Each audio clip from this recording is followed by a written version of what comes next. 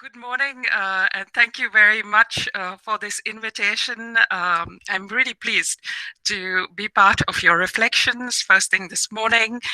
Many of you know me, I've been around in civil society for many years, previously with CITSE, and we worked very closely with the Spanish platform as part of the Financing for Development working group in CITSE, and particularly with Marta, who is also on this webinar from Manos Unidas, and Marco, obviously. So it's nice to be among old friends.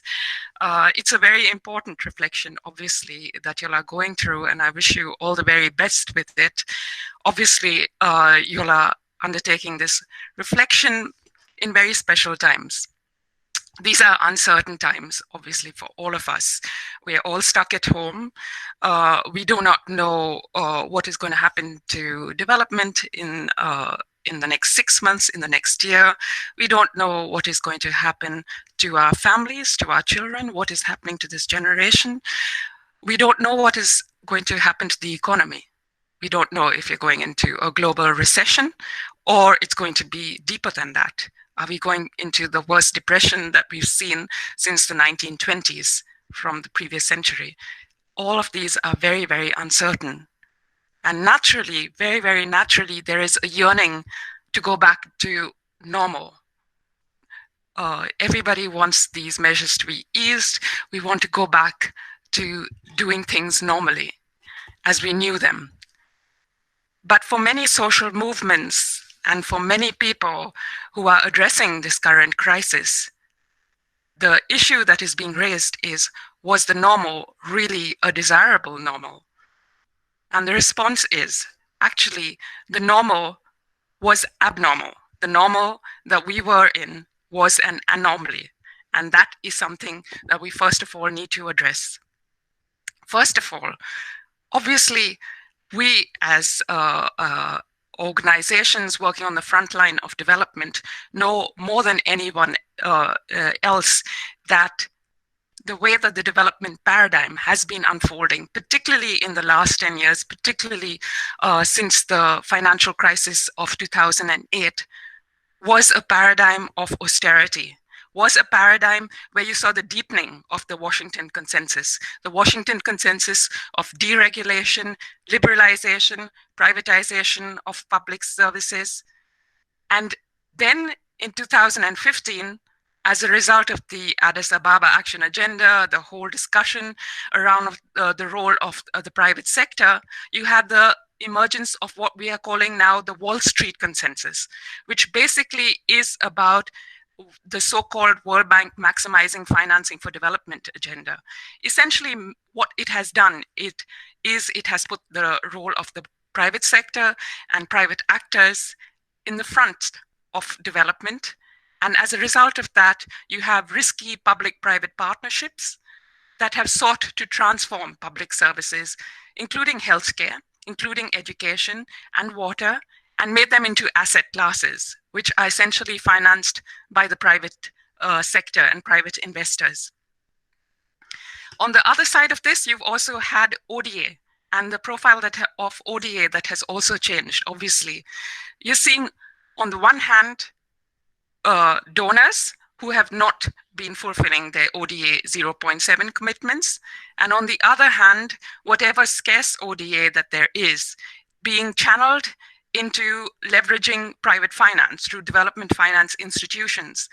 And where is that money essentially going to? Is it going to poverty? It is essentially going into infrastructure investment. It is going into service sector investment. It is going into productive sector investment.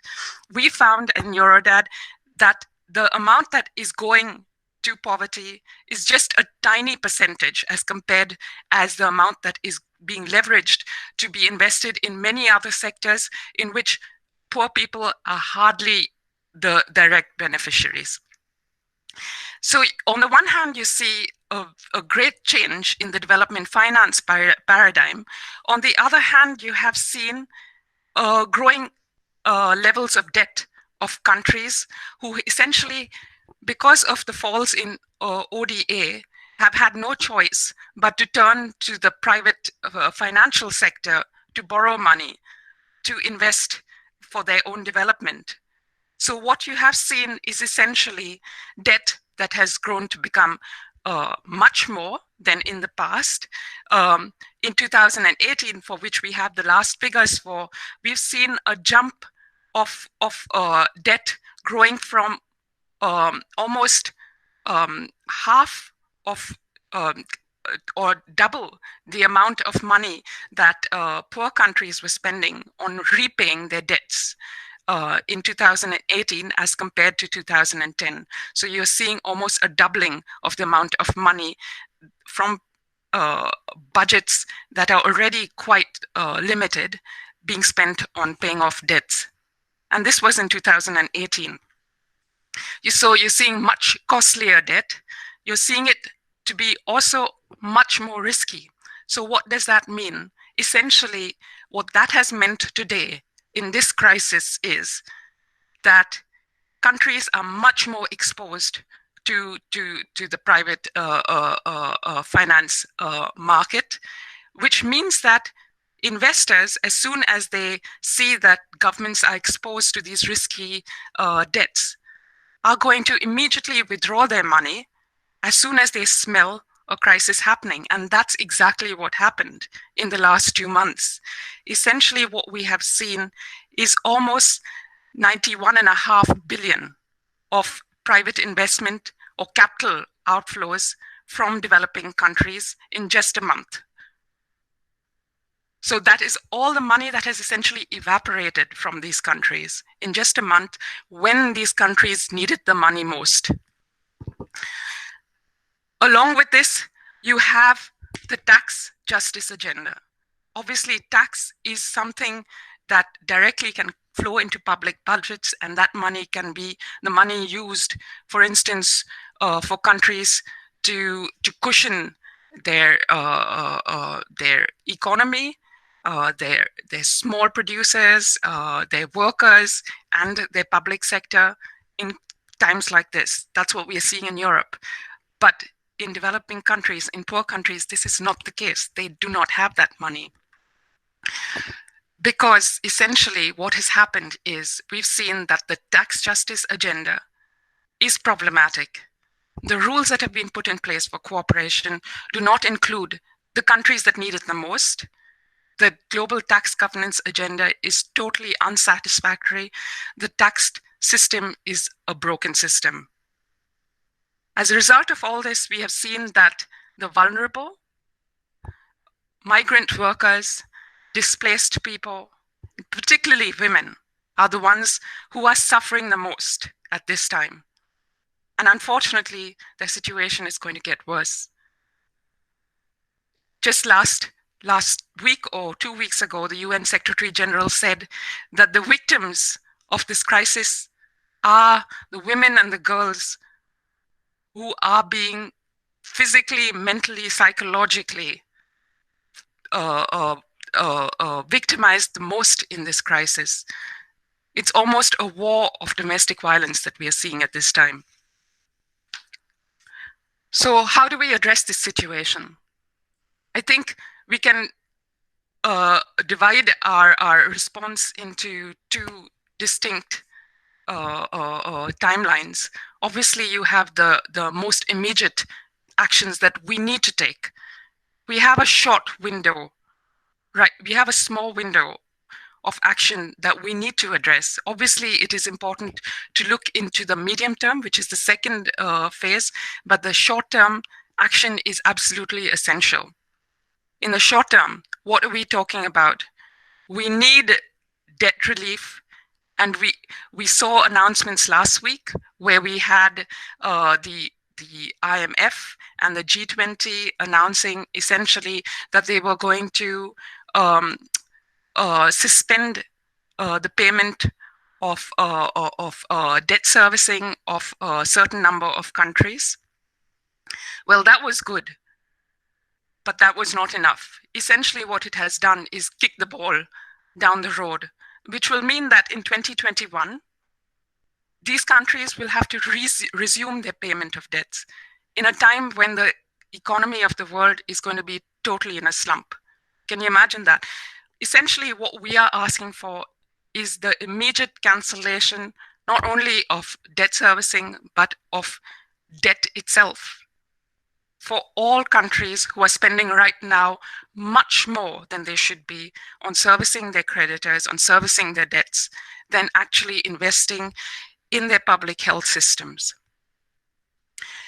We're talking about also essentially not spending ODA, because that's what's currently happening, that's the current discussion, not spending ODA on compensating for the moratorium on debt payments. Rather, ODA should be going to sectors that need it the most, particularly the health sector. What we've seen in the last few years is that the amount of ODA that has gone to the health sector has been reduced by a third. Not surprisingly, the world is so nervous about how the global health system is going to be able to deal with this crisis. Thirdly, there are urgent and immediate actions that need to be done to repair the tax system. I mean, there are already discussions that started many years ago about better rules for transferring information, which would help developing countries to clamp down on illicit financial flows. Even though the OECD has claimed that it has done a lot, that has been far from sufficient, not only for OECD countries, even less for the countries who are not part of the OECD negotiation tables. And then on ODA, you might have seen that the UN has called for a new Marshall Plan, a Marshall Plan which essentially would not be more than a quarter of the undelivered ODA commitments. And that would basically be money that should go to the urgently needed sectors that have been totally neglected so far. These are short-term measures that essentially need to be taken. But in the medium term, we have to realize that we need to change the whole paradigm, as Iara was speaking about just now.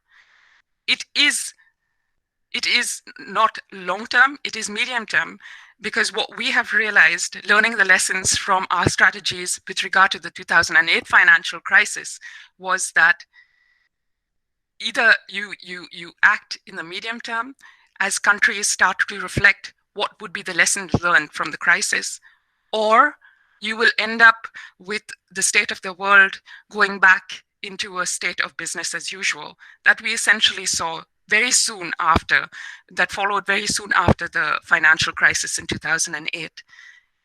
And in the medium term, it will mean a serious reflection on global governance with regard to debt issues, with regard to tax issues, ending austerity, ending the public, the private sector first paradigm that has begun to rule the whole development finance paradigm that we have seen of late. I think I've taken more than what I was supposed to take as my time. I just want to end by quoting my favorite author, Arundhati Roy, who's written a brilliant essay called "This Pandemic as a Portal." And she says, historically, pandemics have forced human beings to break with the past and imagine their world anew. This one is no different. It is a portal, a gateway between one world and the next. Friends, this crisis is a crisis of unimaginable proportions, and we need a response. We need a response that very few have dared to dream to be possible, but we have to dream and make that unimaginable a reality for our community, but particularly for those who have been pushed even further behind by this crisis. Thank you very much.